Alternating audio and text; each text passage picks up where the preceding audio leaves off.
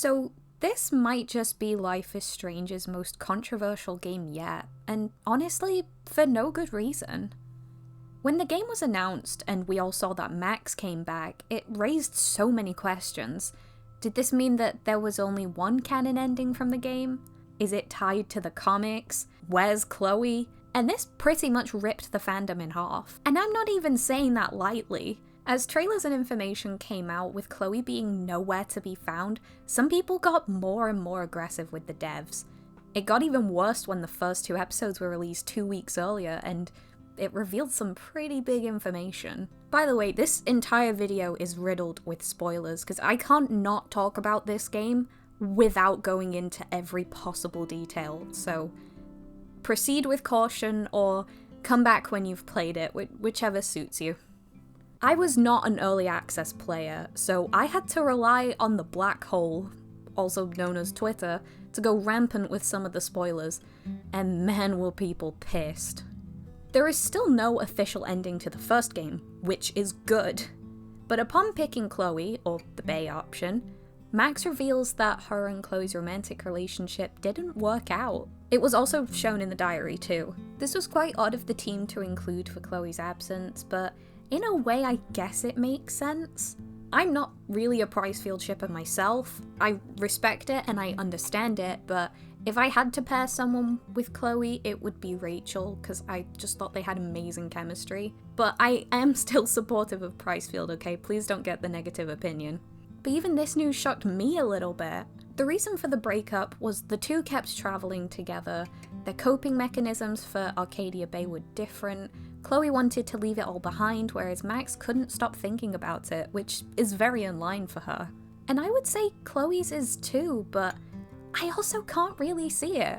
Chloe's mother Joyce, who she had expressed how much she loved her despite everything, had died. Her last remaining family member, and Chloe would rather forget that? I know trauma eats away at people differently, and this does seem like something Chloe would do, but only at first.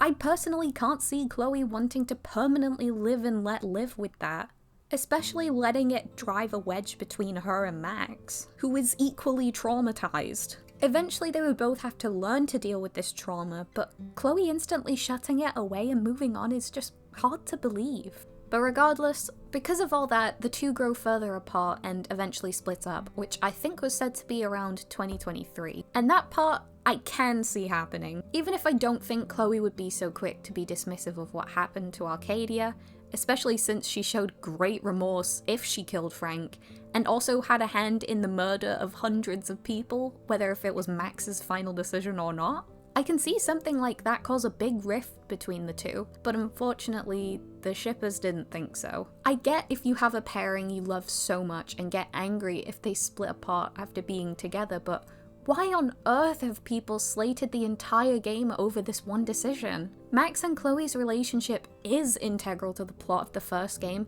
but that's their friendship. Remember, the game is multiple choice, and you can choose not to have a romance with Chloe at all if you please. So to make the game work no matter the scenario, their friendship drives the plot, not the romance.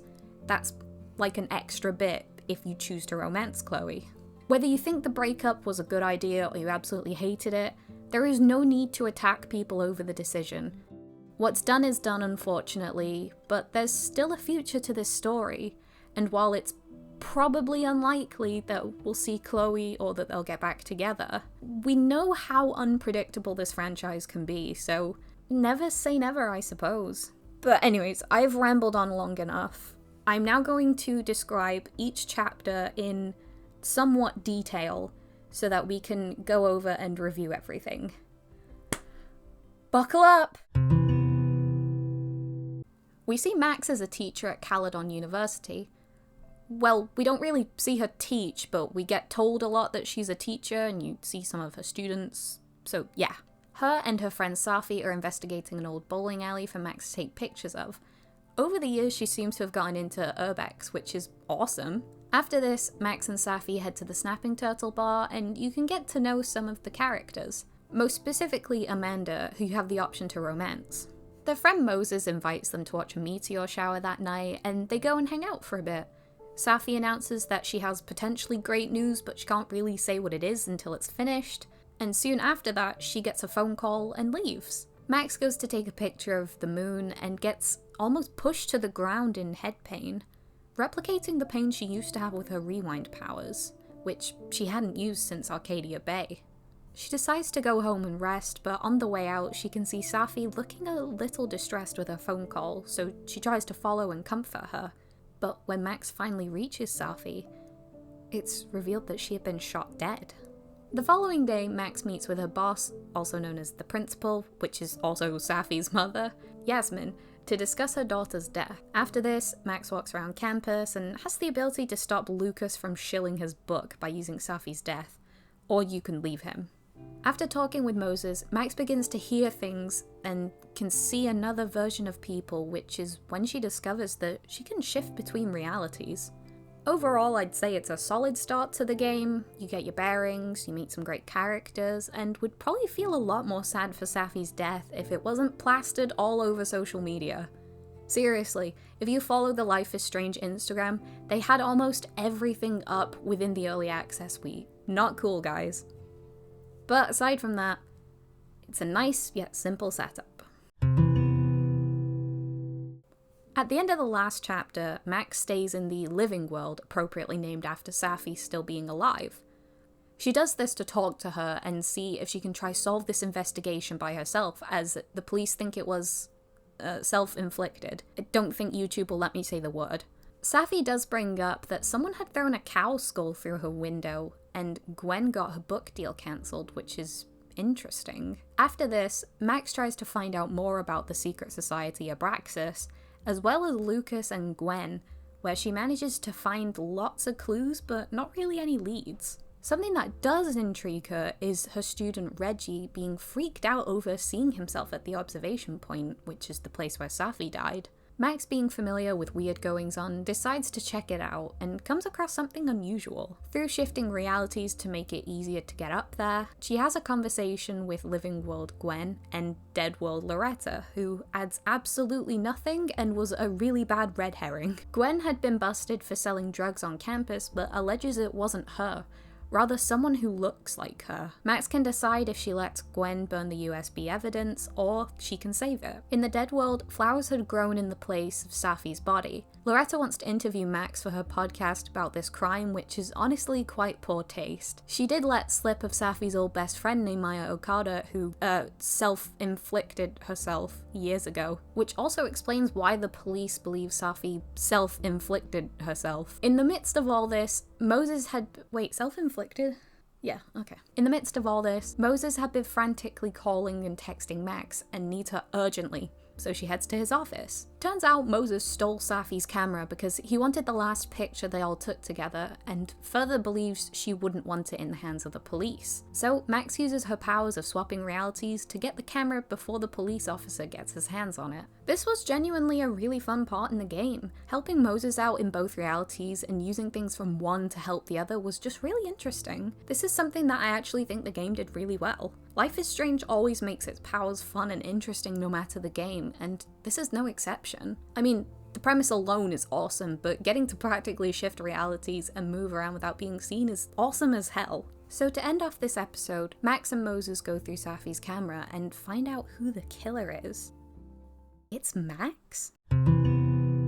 The following morning, Max wakes up at her desk because she was looking through evidence all night. Then the detective is at the door and just lets himself in. He brings up Arcadia Bay and the murders that took place and tries to link Max to being the killer, which is so messed up, but I sadly see where he's coming from. He starts to ask her about the telescope that randomly appeared as a result of the reality shifting, but obviously Max is going to deny it. After he leaves, Max decides to attempt to go back through a photo, which is something she hadn't done since Arcadia Bay. Once Max gets through, we see the storm raging behind her that looks a lot like the one from Arcadia Bay. In front of her is Safi sat down on the bench, telling Max that she needs to pull the trigger. This scene doesn't last very long because it takes a toll on Max since she hasn't used her powers in ages. She wakes up again in her house, on the floor with a bloody nose, and tries to go through again, but fails. Max goes to the observation point where she meets Moses, and then she reveals her powers to him in a pretty cool way. The police officer finds them by the site and threatens them, only to see a distorted version of himself approaching. The version begins to drag him in, and you have the choice to save him, but it doesn't matter because he evaporates anyways. Later on, Gwen reveals why she got Safi's book cancelled. Apparently the contents of the book were too harmful to everybody, as it was about Maya Okada's death and everything around it. So Max talks to Yasmin and she says that Maya basically had a bad reputation and that Vin had closed the matter with a statement, so now you have to go to him. He then explains that Lucas has Maya's blood on his hands and you're sent to the next person. Credit where credit's due. This feels like a realistic way to solve a mystery, and it is pretty engaging. My only problem is that it's basically the whole episode. In the first game, you would have some other things going on in between your investigation, or at least little moments in between them, but this chapter is just jumping from person to person. It makes sense logically and helps the mystery be as mysterious as it is, but it sort of pulls the game back a little when it's a good chunk of the chapter. But after all that, if you choose to romance Amanda, which is what I did, you go on a date in the bar where you're acting out how you think your date would go. Honestly, it's super cute and really well done. They make such a good pairing and naturally bounce off each other, which just adds to their chemistry. In the Dead world, you can play Smash or Pass with Vin and maybe romance him, I think? I didn't pursue it. Max and Amanda had way better chemistry. Once all this is done, Max goes home to find that someone had broken in. She goes to her dark room to investigate, only to find herself down there. Other Max is reluctant to talk and runs away, so you engage in a chase sequence. So by the end of the episode, normal Max slips and falls onto a frozen lake where the other Max tries to help her. Other Max falls into the frozen lake and normal Max saves her, then swaps it out for the frozen lake in the other reality. This shocks other Max before she faints, probably due to hypothermia. As she lies there, she turns into Safi and the episode ends. Whew. You got all that? Great. I'm trying to explain things as best I can without basically walking you through the game piece by piece, but that end portion really needed to be laid out. Max and Safi take turns talking about their powers, which is awesome. It's great to see two people in the universe get to discuss how and why they have their powers and what they use them for. We got a bit of this in the comics, but it feels a lot more interesting here. Safi opens up about Maya's death. Turns out Lucas really did steal Maya's work, and that ended up getting him into literary fame, which is why his head's so far up his arse.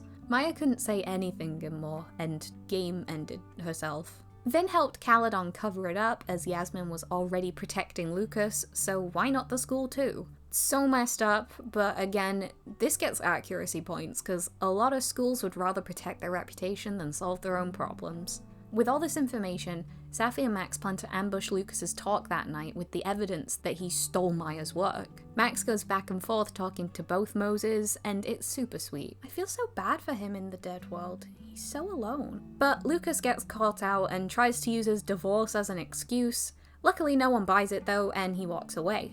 As Moses and Max talk, Lucas walks past, and upon asking where Safi went, he mentioned that he told her everything. Then everybody in the bar gets overcome by something, repeating the words, "You lied to me," over and over again. When going outside, there's a raging thunder and snowstorm with everybody still freaking out. Max rushes to the observation point to find Safi holding up a gun to Yasmin as the pair argue. Safi explains that it was her mother who actually pushed for the book deal to get cancelled, and that was the final straw, as she had apparently been messing things up for Safi for years. As the fight continues and anger begins to engulf her, Safi starts to lose control of her powers and starts to transform into everybody they know, before both realities become one. It's a very interesting way to end the episode. You can see that Max doesn't want to make the same mistake as she did with Chloe or Arcadia, depending on your ending, so it's interesting to see how this all wraps up. With both realities now merged, Safi tells Max that she has to take her out, as it's the only way to stop the storm. Not wanting to go down that road again, Max drags Safi into the storm to see if there's another way around this problem. The two become separated, but can hear each other, so Max roams around the campus, trying to find her in any reality possible. Finding Moses on the roof where they were in the first episode, She tries to talk to him, but he isn't making much sense. He instead keeps repeating the perfect photo over and over again before asking the question that prompted the answer from Max. Moses snaps out of it for a little bit and then immediately starts asking the question again. And here's where the best mechanic in the game comes in. Max takes a picture of Moses and then again overlaying them, also known as double exposure. Do you get it? Do you understand why? Once this is done, the real Moses is freed and Max can continue on with her mission. This is such a creative mechanic for the game, and I wish we could have somehow done more of it. I do photography in my free time and I studied it for years, and double exposure is one of my favorite methods to use. So having it make its way into one of my favorite franchises of all time was just such a dream come true for me. Anyways, back to the synopsis. Max sees a wait, this isn't a synopsis. Max sees a blue butterfly and walks through a door, transporting her to the Blackwell toilets. Oh no. Max and Safi are doing the Chloe and Nathan argument with Safi as the victim. Max jumps out like she did in the first game to stop herself, but then the two disappear. Finding noise in one of the stalls, you wind up in the bowling alley next, trapped on the top floor with creepy messages about the dark room, and Max begins to feel tortured by her time there. It's some pretty insightful stuff. Of course we know she was traumatized by it, but seeing her pain through remembering it all adds more layers to her character. Once escaping the bowling alley, she ends up at the Turtle where she sees Amanda, who is fully confused by what's going on. Gwen is seen outside, and Max has to find a way around a blocked door to get to her, but upon exiting the bar, she ends up in a motel room. There's cryptic messages laying around, and they only pile on as she tries to get out the room. Each attempt desaturates the room until it's completely black and white and seemingly impossible to get out of. And then she pushes the door and she gets out. Max winds up back inside the snapping turtle, but now the barrier is clear, and now it's time to free Gwen. Leaving the snapping turtle and winding up back outside the university, Max finally finds Safi as they talk about what just happened and how they can explain to everybody what the hell just happened. This scene is also pretty cool, but the loading screen cuts between each scene kept zapping me out of the experience, as it would cut mid-conversation, go to black, and then immediately return to the conversation. Not sure if this is something they fixed since the first patch came out, or if it can be fixed to flow better at all, but I feel like they probably could have gone about it in a better way. But I don't know games design, so maybe not. By the end of this sequence, Max takes a picture to return everything back to normal, where they end up back at the observation point. Yasmin is still bleeding out, and Safi chooses to ignore her. She tells Max she should use her powers more and undo things, and Max tells her no. There is always a price for every action, and she won't waste her powers. Safi wants to leave for a while and really explore her powers. She's done with Caledon, and even more so done with her mother, who called her a freak not too long ago. Max reminds Safi that these powers aren't all they're cracked up to be. Whether Safi takes this advice is unclear because she kinda just walks away, but as Max. We're met with a time skip of it being a few days later where everybody is having a meeting at the Snapping Turtle. Due to the timelines now being merged, everybody has double memories and are honestly a little freaked out. Max individually talks to people to explain and get their thoughts about the situation and their thoughts on Safi. At the end, Max stands in front of everybody to give a nice speech that wraps up her side of things and sort of guides them through things, maybe? Then the credits roll. Oh, and then there's a scene with Diamond where she appears to be having a nosebleed. Safi shows up to comfort her and says what we're all thinking. She's seen those nosebleeds before like that, and she knows what it means. And then the game just kinda ends. There's a brief card that states Max will return, which was both relieving and confusing. Then you're done. Completely this time. Wow. Honestly, I was really enjoying this game up to episode 5. I thought the twists were great, the mechanics were cool, everybody had a story and a secret that you got to look deeper into. It was gripping. But then you get to episode 5 and it just meanders for a bit before coming to a screeching halt. Lots and lots of build up for it to just end, then promising a continuation. I honestly don't think a continuation was a bad idea, especially because majority of the fans would want Max to keep coming back and me too, as long as the story is gripping. But again, the trajectory of the plot to the end felt like we should have somewhat wrapped up their story and maybe had a follow-up game as Safi? Maybe we will, and maybe that's what the next game will be. It could be like The Walking Dead Season 3 where you switch between two characters, but I also don't think Deck 9 would go that route at all. Which in itself is fine, but I feel a bit worried about this pending sequel. I'm also going to address the elephant in the room because it's relevant to an extent, and I'll probably get torched if I don't. Or I'll get torched because I do, whichever. So, Chloe isn't really in this game. Like I stated earlier, her and Max split up before the game, or she's dead depending on which option you chose. Chloe does make some appearances in audio format for when Max thinks about Arcadia Bay, and there's a picture of her in Max's bedroom, but that's about it. Weirdly enough, her original voice actor Ashley Birch did not reprise her role, and instead Rihanna DeVries did, who was Chloe's voice actor for Before the Storm. No matter what you choose, I know you'll make the right decision. Max, it's time. I'm not really sure why this happened, but at least they had one Chloe voice actor. I'm going to be honest though, Max and Chloe being separated was fine. The circumstances that led to their split was odd, but I can see it. I'm also not sure how this would have all worked out with Chloe present anyways, but if there's a way, I'm welcome to that too. In the build-up and blow-up of this game, all I've seen is complaints about no Chloe with death threats over it and plans to review bomb and outright panning the game for that decision, but having it disguised as something else, and honestly it's annoying. I like Chloe, lots of us do, but her not being in the game doesn't make it an awful game. Their split angering people I can get behind, but sending hate and death threats is just wrong. If you genuinely don't like the game, I can respect that. It has its issues, honestly. The story stops suddenly, the pacing of each episode could possibly be a little better, not every character is super fleshed out, and for a newer game, it feels like it has slightly less areas than the first one that came out 10 years ago. Wait, 10 years?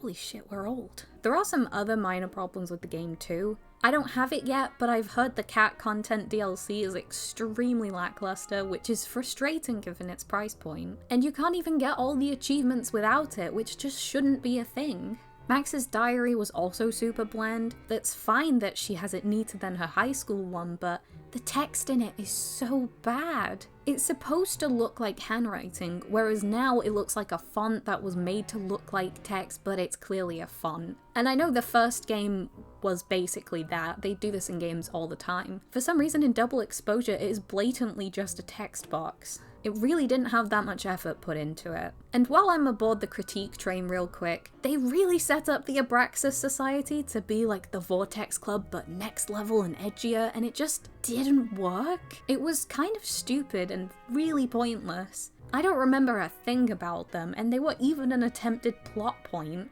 I feel like maybe with some things, they put all their eggs in one basket, but I guess we'll never know.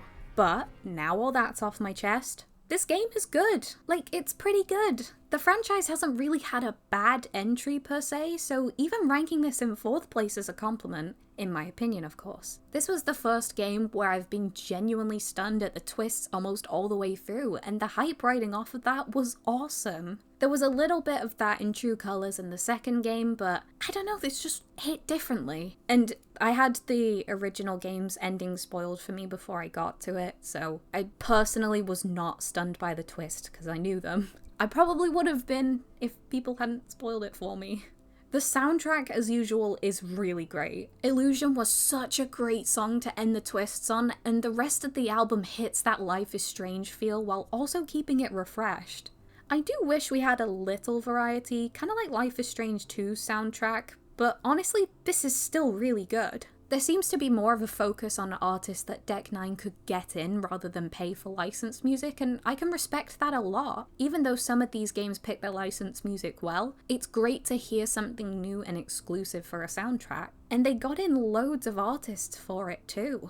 And even though I stated earlier that they weren't super fleshed out, I still really liked the characters. They all had something to them. Like if someone was just a guy, they were just a guy and they were cool. If someone was an asshole, you could see that, but then you also got to see a different layer. which conflicts your choices even more. We didn't see too much of Diamond and Reggie, but their small presence was still nice, and you remember them. Out of all the characters, excluding Max, Safi and Amanda were my absolute favourites. Amanda was really nice, but also really chill. She has her boundaries set and she knows what she wants. She handles the bar well and everybody respects her. I do also really love her romance with Max. I think it was super cute and it was so well done. But again, we'll have to see whether if that's a choice in the second game. Safi I liked a lot until episode 5, where I liked her slightly less. She was a great best friend counter to Max, and she also had some really memorable moments. Her twist in episode 5 did feel kind of like a backstep on her character, I guess. Maybe it's just because episode 5, like I stated, just kind of comes to a stop, but just having Safi immediately start talking about all these things and then going away immediately, it felt really weird, like we had lost her but we didn't. I don't know, it just felt like the true Safi, but it also didn't feel like we got the full story, whereas we typically did with every other character, so it just kind of felt weird, I don't know. To me, this game is a welcome addition to the franchise, and I hope as time goes on, it gets some love, much like True Colors in the second game eventually did. If you like it, if you don't like it, I respect both, but please let people have their opinions without a war igniting. I'm hoping that this game will hold up on replays, because I'd like to come back in a year or two and see if I still agree with my opinions or not, whether if that be for better or for worse. And I hope that you do too. I had a similar experience with Life is Strange 2, where I completed it and I thought, yeah, this is good, but I don't know, it's just okay. And then a few months later I came back to it, I replayed it, and I absolutely adored it, and I still do to this day. Whether if that's gonna happen with double exposure or not is anyone's guess, but for now, I can say it's pretty good. And, you know, if you're a Life is Strange fan and the whole Chloe thing isn't gonna get you down, play it, try it out. I don't recommend any of the deluxe editions though, at all. It's a lot of money, it's not worth that much money. But with all that said, I hope you enjoyed this video and maybe open your mind up a little bit about the game. Or maybe me recapping everything made you realize, yeah, I do hate this game, in which case, fair enough, you know? I'm not here to sway opinions. I get progressively worse at outros as they go on. Okay, bye!